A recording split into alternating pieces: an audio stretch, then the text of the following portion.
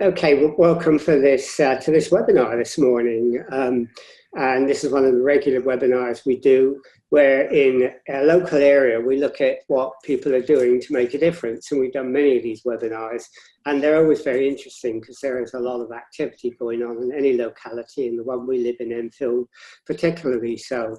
And we're going to interview today Hamida Ali, who is from the Enfield Children and Young Person Services, which is a sort of umbrella organisation, and she'll explain what that means and what it does in a minute.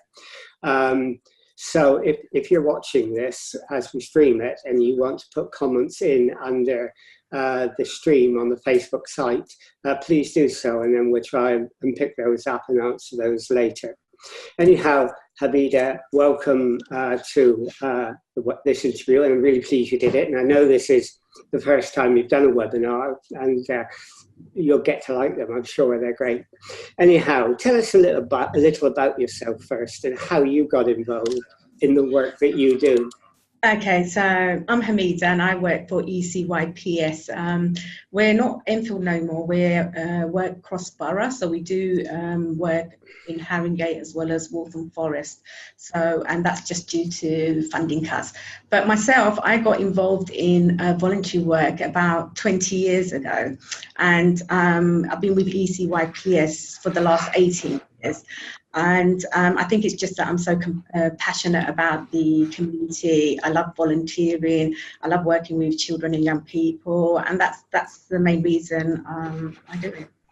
So, what made you work for ECYPS, and can you tell us a little briefly, because we'll go through it in more detail as we talk, what it does? So ECYPS was established in 2002 as an independent charity, and our role is to strengthen the third sector children's services to provide better quality of life for children, young people and families. So I was there right from the beginning, myself and Claire Whetstone, and we had a management committee. We started in 2002 in Unit 9 at Claverings Industrial Estate. Now we're based at the Arc, and we do work with anyone out there who's working with children and young people and families. But are you essentially an umbrella organisation which encompasses all the groups that work with children and young people?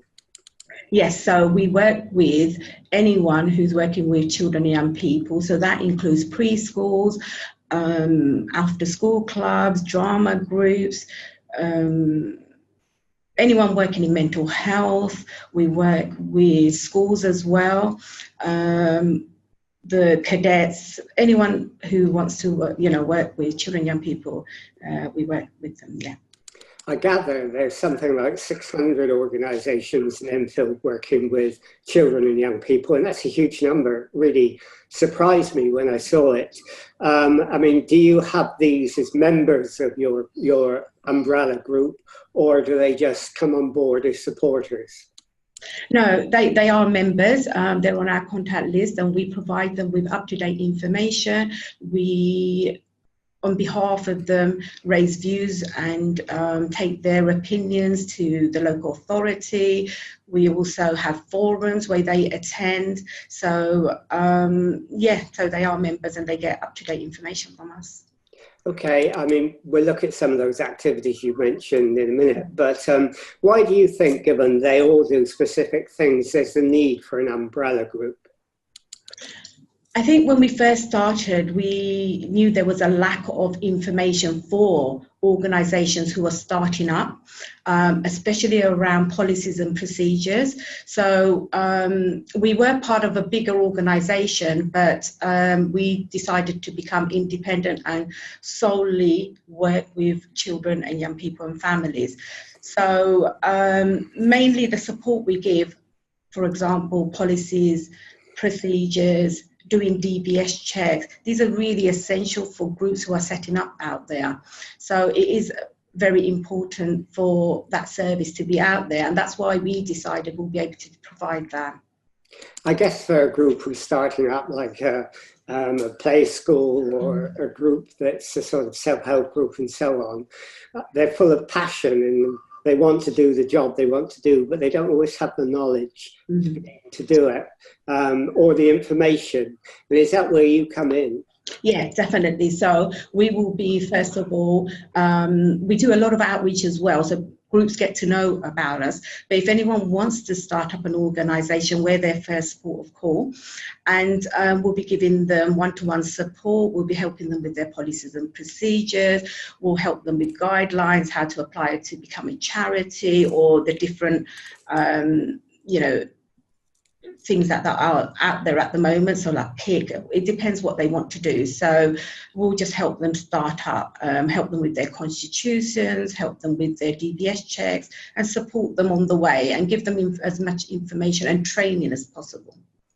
Okay, so you say you started in 2002, so you've been going for quite a while now. And in 2002, the sort of national atmosphere is very different to what it is now.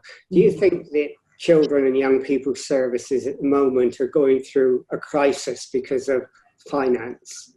Well, one of the things that's happened across the charities is we've had huge financial cuts. We're still continuing our work because there's the need out there, but very, very small budgets. So 80% of our funding is being cut, so we have very small amount of money to work with, but hopefully we are keeping that going. Our staff team are so dedicated, and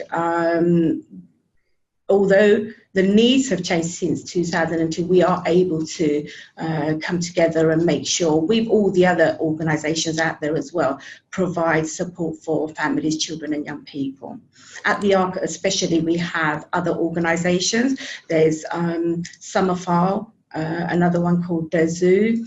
We have the CAYE and also First Hope and Families.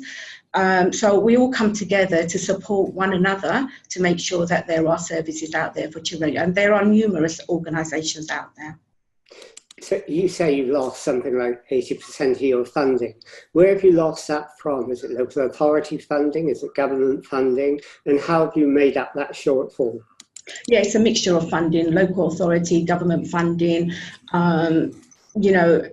Majority of the funding is going to the national organisations, and grassroots organisations are missing out on the vital work that they're doing. They're not being funded for. So we still have, for example, Sports England, who are funding us for our mental wellbeing programme. We've had to adjust some of our projects, and now our priority is mental wellbeing. We also have some money from the local authority and some trust funds. I mean, because you have to tailor what you do. Exactly, yeah. So we've had to. Funding regime. Are you doing the things you really want to do, or are there things that you would like to do that you're not able to? We've always continued our teen scheme, which is every summer holiday and half term, because that's when we need to make sure that there are services out there for children and young people. The mental well-being is a government agenda as well, so this is something to our heart as well. So that is something that we are delivering. We used to have the source, we still do, but again, there are no staff at the moment. We're relying on volunteers, and that's a recycling project, which is based at the ARC as well. Our training, again, we've been able to continue that, but it's more around mental health now, and our generic training we still continue. And a lot of our staff have retrained, so we are able to deliver and do some of the work ourselves. Well, it sounds like you've been very flexible and very adaptable. But in a way, you're living in an environment where something like nearly 80% of local authorities have had to overspend on children's services to the amount of, just over £800 million. And so that puts those organisations that usually get funded in the front line of austerity. Do you sometimes feel that working with those groups, you have to pick up the pieces and help them? Sorry, can you repeat the last bit? I mean, do you find that you have to pick up the pieces of this lack of funding, because many of these organisations are in panic and they don't know what to do? And are you able to help them develop some resilience? Yeah, sure. I mean, we've had organisations phoning us up regarding where can they get funding. There are so many organisations at the moment that are folding, and they, provide essential services for the children and young people in Enfield. So we're trying our most. We have forums which are quarterly, and we invite all the organisations to come and attend, and then provide them with information on funding, especially now that we've got the Young Londoners, the Mayor's Fund. We'll be doing workshops as well to support organisations out there. Well, I gather last year there was a £3 billion black hole in funding, and lots of people will say, you know, where do we get funds from? And clearly you help them with that, and that's great. But you also give them some realistic advice and say, look, you know, you may get the money, you may not, and you've got to live within the resources that you have or what you get. And so do you help them to try and be innovative and rethink what they do within the resources they have? Yeah, that's right. And I mean, with the training that we provide as well, we have funding workshop. So if groups have not had the experience of applying for funding, that really helps them, because we go through the pitfalls and, you know, what are good applications, making sure that they are meeting criteria and not just applying for funding that is not relevant for them. We try to provide as much support as possible. Well, that's a pretty difficult task. So are you basically a service organisation, or are you allowed to be at all a campaigning organisation? We can be both. So we have in the past campaigned as well. We are always taking on the voices of the organisations. Oh, I just saw your cat go by. We're always taking along the voices of organisations and representing them wherever we can. Yeah, I ought to warn you, the cat has a habit of jumping up on the desk and taking part in the webinar. So, you know, we'll see how it goes. Okay, so you help them with all those things, but you're also a supporting organisation, and you said you give advice. What's the major advice you give, and what's the major advice that's asked for? Well, the major advice would be, for example, if an after-school club, if someone wants to set up an after-school club, they'll come to us and we'll always say to them, are you here to make profit, or are you here for the community? And we need to really make sure that they understand that it's not always profitable. We go for the main work that we do when we give advice is policies and procedures. So that's safeguarding, training around safeguarding, volunteers and staff having their disclosure checks done. We provide that here. We also, if they were looking for venues, so we help them look for venues as well. There are a lot of community halls in Enfield, so we are able to signpost them. And one of the other things we do is try to get organisations to look at what's out there already. So for them to do their research properly and not to duplicate. And if there's something they've got strengths, then to come together with another organisation to work, you know, collaboratively. Okay, so you mentioned then, and you mentioned previously, that you have volunteers as well. What work do the volunteers do? What's the contribution they make? So we have volunteers that work on our teen scheme, which is the summer and holiday and half-term project. We also have volunteers in the source, which is the recycling project, and that's reusing materials for arts and craft projects. So preschools or any charities, they can come in, and we have so much resources in there, from cardboards to carpets, materials. So we have volunteers in there who are making sure that everything is stacked properly, the resources that are coming in, they're making sure that people know about that. We also have a soft play centre at the Arc, and we have a supervisor, but also we rely on volunteers to run that, which is every Wednesday and Thursday. And how do you find your volunteers? On our Facebook, we put out, you know, we're looking for volunteers, but sometimes it will be when we are doing our outreach, someone will come across us and say that they'd like to volunteer. I sometimes receive emails directly. So what we'll do is just ask them to come in, have an informal interview with them, and then just go ahead with that. And do you have enough volunteers, or would you welcome more?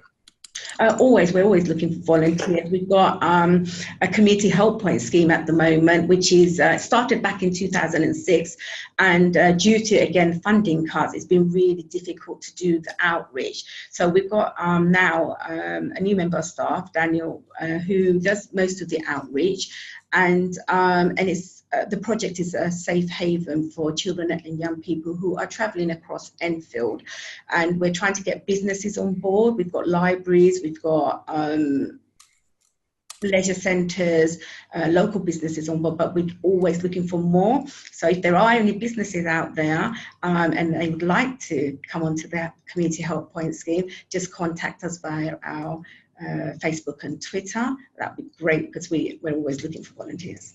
Okay, so if there are businesses out there, listen and connect, and that would be really, really good. I mean, you mentioned training. Do you think training is sort of the biggest element of the work you do? And do you do that training one-to-one? Do you do it online? Do you do it in workshops? How do you do it? So we have training at the ARC, and the main training we do is safeguarding, child protection training, challenging behaviour, the funding workshop, and they take place here. So people will just book on. The safeguarding one is very popular, so we're always having huge numbers for that one. We do community outreach as well around safeguarding. So if there's any local events going on, we will be there ensuring that we're out there with our community handbook. So I've got a copy here, and we'll be distributing that to the public, raising awareness. So we do. Other training include FGM, female genital mutilation. We do diversity. So there's a huge range of training that we provide. And do people come from just Enfield, or can people join from outside as well? So it is cross-borough now, so people do attend from Haringey, yes. So you have the two authorities doing that, and are they well attended, most of these workshops? So our child protection one especially, we're always fully booked. Sometimes we have to put an extra training. So if there's a staff team that really needs it for an after-school club, we'll facilitate that, and we'll just make sure it's catered and tailor-made for them.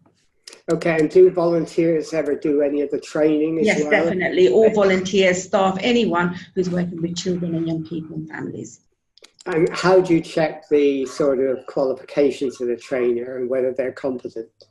Our trainer is actually Claire Whetstone, our manager. So, and yes, she's qualified. I'm a qualified parenting facilitator, as well as other training. My other colleagues are trainers as well. So we're all qualified trainers.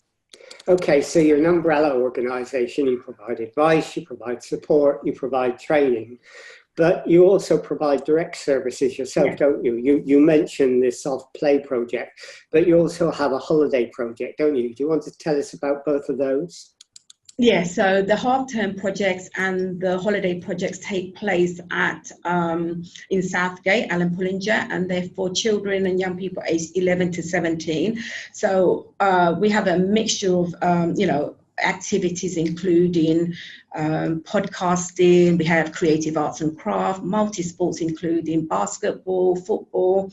We do cookery sessions. We have consultations with young people as well.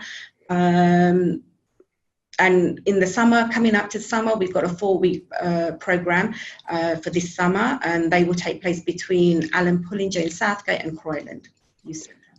And in terms of your direct services and your training, are these things that you sort of conjure up yourself in your team, or do they arise because the organisations that are your members say, look, we want this? Well, the teen scheme has been there for over 10 years, so we've been doing that as a service to provide. There's always gaps in services, and at the moment with young people looking for recreational and leisure activities, there's been so much funding cut, so we've always been providing that, and we just continue that. Every summer we have over 30 young people attending. The zoo have a youth club on a Friday night, so they have up to 40 young people attending. So this has been part of our service all the time. We did a webinar with the youth club in the mosque in Palmer's Green Stars, and you worked with them because they were fantastic. Yeah, so I volunteer with them as well, and Oh, I you volunteer at other volunteer. projects besides my work. I think I volunteer more hours than I really have, but yes. Yeah, it sounds like you've got no time for yourself at all, which is, really, really amazing. You also, do support groups for parents, don't you? I mean, not just volunteers, not just people who run services, but parents as well. Why do you think there's a need to do that, and how do you do that? Well, we've been working with different community organisations. We've delivered parenting programs, strengthening families and strengthening communities for the last 10 years. And currently we're doing a 6-week program that takes place termly. So we've got one currently going on. So if anyone would like to come on to it, we've still got time. Thursday, tomorrow, is between 9:30 to 12:30, it may be 1 o'clock. So my colleague delivers that parenting course. There's always a need. We work with the Somali community, the Bangladeshi community, the Albanian community, Polish community, and we've delivered community programs for them. But now we're doing a generic one, so that it's open to everybody. And parents are always asking us for advice, and this is where they can, it's a support program, basically, enhancing relationships, parent modelling, getting the community involved, teaching them positive discipline and how to boundaries, and make sure that they have boundaries and consequences. So there is a huge need for that at the moment. So do the different communities, like the Polish, Albanian and so on, do they have different needs? Oh, yes, they do. I mean, we've been working with Spresha for a very long time, and that's the Albanian community. So we always work with someone who's bilingual, and with the Somali community, the same thing. We have bilingual workers, some of our FGM champions. We've got 6 of them who are from the Somali community. So when we deliver our training, they also come and help facilitate. And when we do coffee mornings in schools or in the community, they come and help out as well. And it's, trying to make sure we're inclusive and meeting everybody's needs. Okay, and you also said you help with fundraising, because lots of groups are looking all the time for new sources of funding. How difficult is that for you to do with them? I mean, are they able to find funding, or do they come to these courses, go away and feel frustrated because they just can't get the money? Well, our main role is to help them apply for funding and make sure they have the information. So we will be sending out information if there's a funding source out there to them. If they have difficulties in applying, we ask them to have a go, and then Claire will always check through, ask them to have a one-to-one, go through it in depth to make sure that they submit the best possible application form possible. But nowadays it's very competitive. Even organizations like ourselves are finding it very difficult to be successful. Okay, so you also, I gather, liaise with the local authority on behalf of lots of the groups that you work with. What sort of liaison do you have with the local authority, and to whom do you liaise with? We work with the youth service, so and also the commissioning team, children's services. So we do have good relationships, yes. And also we're on the safeguarding board, and that means that we have all the information that we need to make sure that we're working with the protocols and things like that. And what's the sort of content, the substance of that liaison? Is it just for you to get information, like you've just said, or is there any way in which you say, look, we need this, we need that? Oh, no, definitely. It's a two-way. It's where they listen to us as well. So we get to say, what we need and what's happening out there and all the difficulties that organisations are having. So we are able to raise that with them. Okay, and you also said earlier in the interview that you work in partnership with other groups. In other words, joint working with other organisations become important. What sort of organisations do you create these collaborative arrangements with? So we're working with Face Front Inclusive Theatre. We're working with Summerfall as well. So when we're doing outreach, we're working together to make sure we're meeting the needs of the Somali community.